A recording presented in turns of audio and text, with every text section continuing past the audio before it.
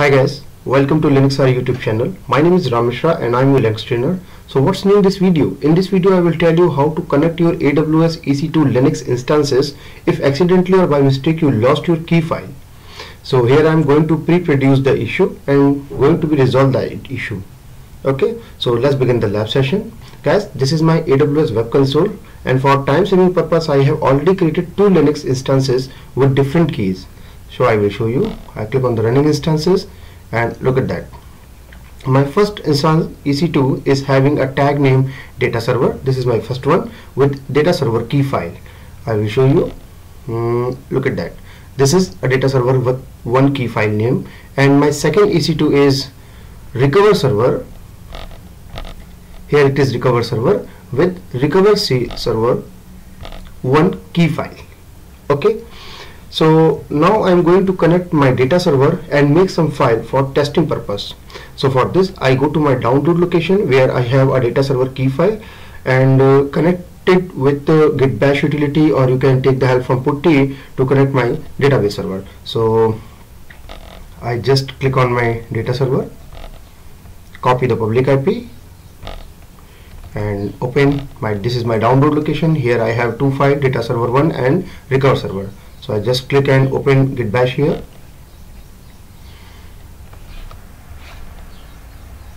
Okay, make it large and ssh-i with data server and EC2 user @ IP address of my data server machine.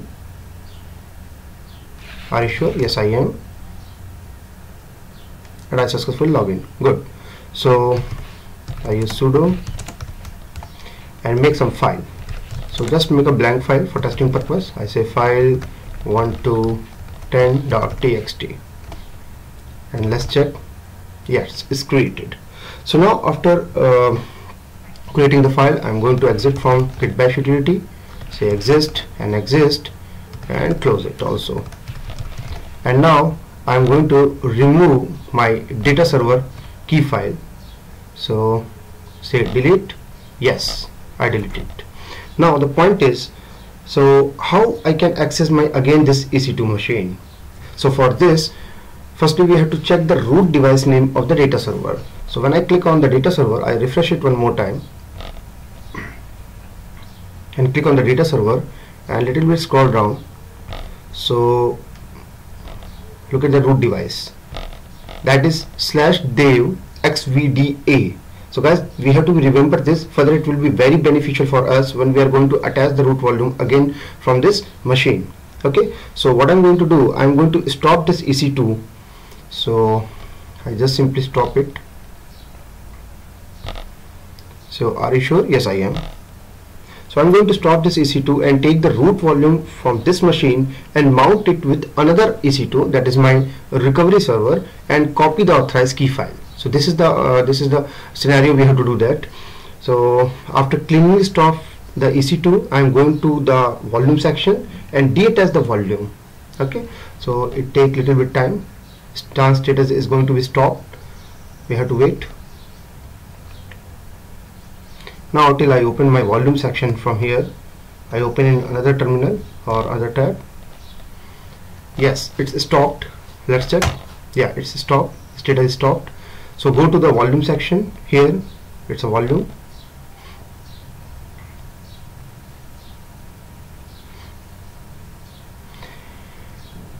Here are two volumes, that is recovery server and data server. So I click on the data server, click on the action and deattach the volume. So are you sure? Yes, I am. I want to deattach it. Okay, it's successfully deattached. If you go in the status section, you can find out it's available. So be confirmed there is not in use condition. Okay, now simple, again I'm going to the action, attach this volume. So this time instance ID. So my instance ID will be, that is my running server, recover server, and device. So I'm not doing anything, I leave in device name as it is. So simple, attach. Now go back to my EC2 terminal and mount it. So I again go back on my EC2, this time select my recover server, copy the public IP, the same process, open the git bash utility again,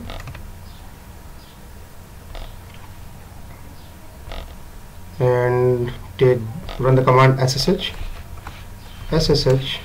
I recover and ec2 user @ and the public ID of my recover server. Say yes.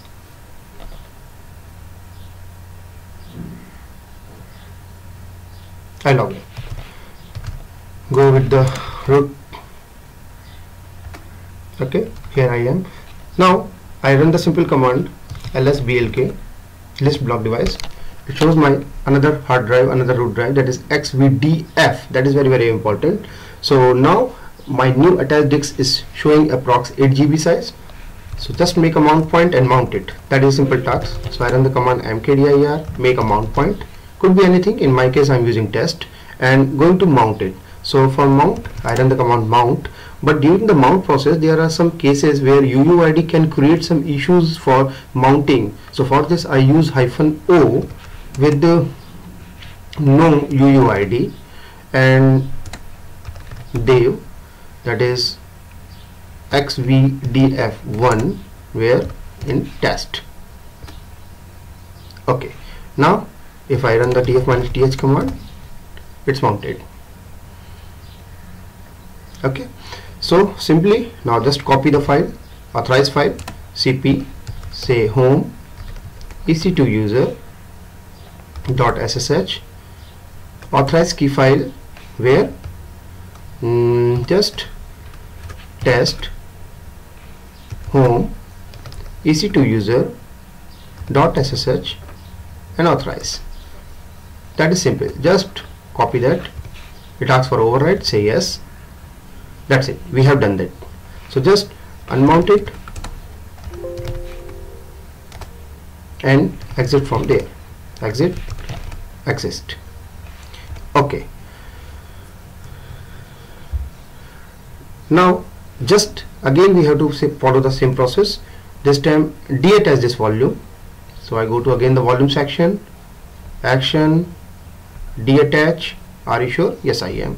So just deattach the volume from the recover server and one more time attach it with again my database server.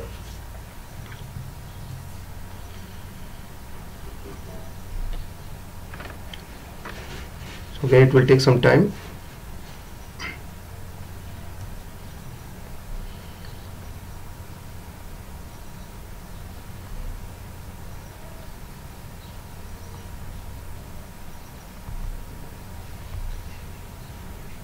It's showing here attach information that is currently attached with. Okay, now is deattach. Go to the again attach section and this time instance ID will be my stop database server and device, that is very important. So device field, make sure it is under dev, which one? xvda. That is very important. Attach and just start my database server. So click on data and action, state, start. Are you sure? Yes, I am. So what it happened, so it's pick up my disk and it's coming up online. So once it come up on online, I pick up its public ID and connect it with git bash utility one more time with the key that is already I have from the recover server. Okay, so I'm waiting for the public ID.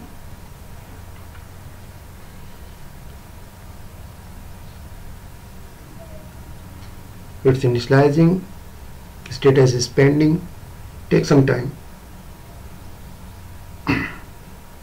Yeah, I got my public ID. So just simply copy, open again my git bash utility, say ssh-i recover and ec2 user @ and the public ID of my database server. So yes.